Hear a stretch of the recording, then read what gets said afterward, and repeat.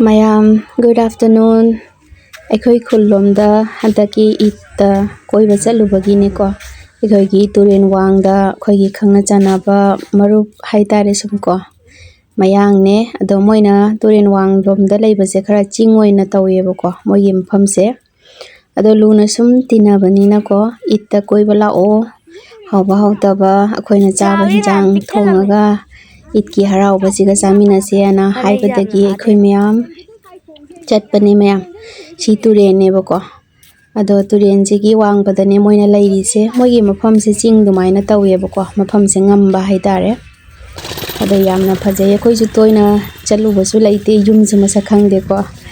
ado khoi ji thire ka chaline chatpi dradi nungai roi haide khoi sum luna tinabani na ko ado thaibong su yamna pale mogi sai se yamna phajai ado ahamba lakpane moi sai ching oi bani lambi khoi loina pullaga su khoi di chatna da bai tare ko moi budi dum lakpa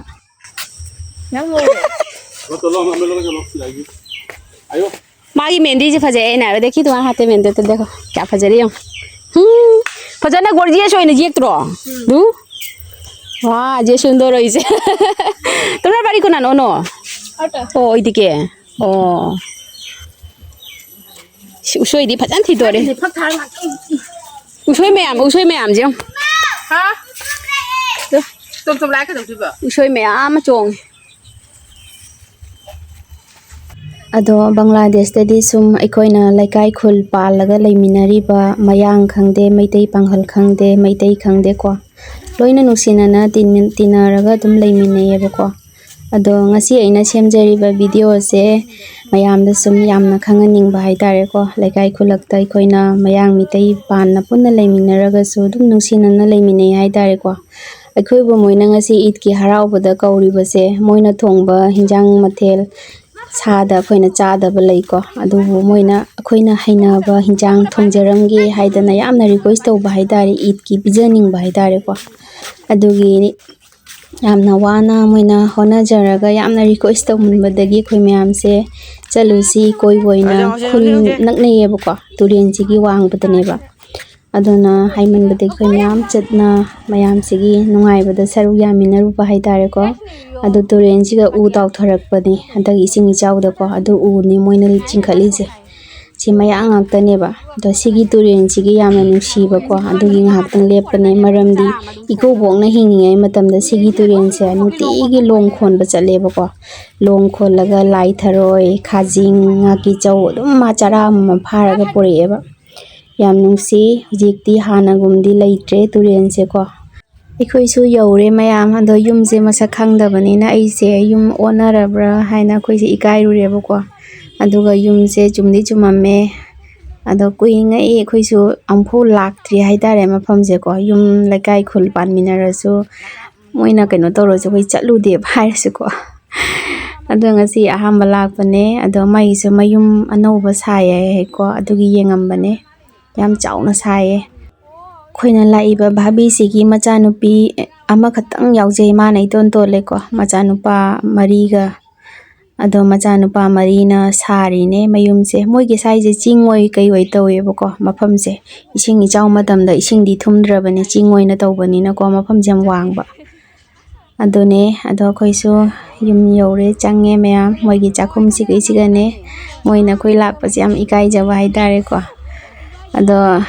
khoina kai mi kai ningai leite kaisu khoi karim khanba leijade ko ina khunba lairaba haiba leite nungsinana khoina samaina loinaraga tinaba se sigagi ahenba karisu leitre adu maina haibne ado vabi se amna harawe khoi lakpasiga ko ado magi yumse yamna budi chawba nate ko leiba ki keno sabaneba sina mogi uche keno tawbane loijabane ai puthorei ne khoi laen sina machanupi atombi done ado khoi mayam sonda punna phaminare ado idki ngamok jana baina aigi proibana pesa pibibane haraubana loire ado ngamok su athum hau yam semame tan su makhalani haurame semai ne sina ko ado isa singjo mayam tawraga khoi phamna mayam harau rauna punminare ngasidi ani jamna habani ani chaw agoi tunu tan kya cha dori ama khata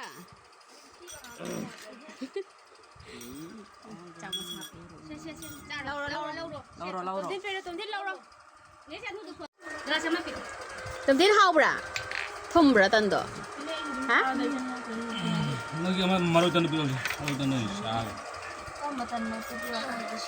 Cara hao bra semai hao bra không? Ish, hao chai. Hao bra bố. Pan pan cái cổ là chồng.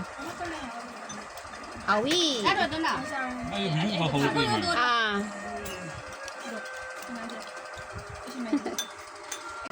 Yamna haurame mayam semai su tan su ado moi mungi kaino se machanupi atombi se am nungsibane ma nei ton bini ko ado mendi ga yektana ko siga tawi se mabung mari gi manungda amatang yaujabane mamingna jannatul kawai ko yam nungsibane akhoi lakpa se ma nei ikai bo kai bo wa su yamna ngangan jate ko ado yamna haraure nungsi adaidi moi mungi se Meitei marondi loina phajana budingang ba haite ba ko aduga magi angang sigi mapado ado madi dum khar ngang badi dum ngamme ado sum kaino tawbina bani na leikai pana leimina bani yam nungsi khoina dum ado hai mahi mu puthore e pumpi ta pijai mokhoina yamna kaino tawba hai tare ko ado yamna kai haini lairaga su koi am pukchen chauje ba ko ado khoi gi egi ita su lae man angang doctor da puru bani lok thunge na ko ado ma lakte na haiman badagi ko doctor de halaga ado ma sulae khoi punna pulle ko mayam je khoi loina haiminaraga ama watna lakta badi am nungai ta bai dare vabi na do khoi sulae puminare adona vabi jam icham jam je bani ko nusa ga sa ga si ga ware ma na Meitei marun khangdra bo mana ha mathen langami ba mayam jengo merames su thongbirame ko merames ma hawai sangbi tawraga nga thaga thongbirame adaga gidi khoi gi khongdrum ga nga ga su thongbirame mathen yame ma tawrami se ko aduga khoi gi yen su thongbirame mathen ani hum tawraga ko khoi mayam saina puna chaminare adagi ichiga ko koiboina vabi na su yamna haraure ado mayam akhoi ji loina thukle nungsa yamna sae ko ado turen lan thore ngasi di aigi prabu su video da mache nungkha koi su yaure ko nungsa su yam sae mayam ado hojik se Bangladesh di lau se ahumra unaba matam ni na ko ado akhoi gi turen wangda akhoi gi khangnaba mayang ne moi gi phau se loina handak phau bana ngodi hai ko nong ti gi tasin gi bado adona phau se ma gi se loina chot khre ba ko ado phau se maton ju khar chongak pa hai dare adune lau ahumra uba singi di yamna waje hai dare ko phobom leitabagi su problem leiba mayam leidana ko adune ado ma gi phau se loina chot khre pamoi anamba Bangladesh de lau se ahumra loina ubana masing di yami ko aduna lau ahumra uba singi di yamna waje ye adune mayam ado yangodo khoi ji hale e ado si lambi ne ba ko khullom gi lambi ne ba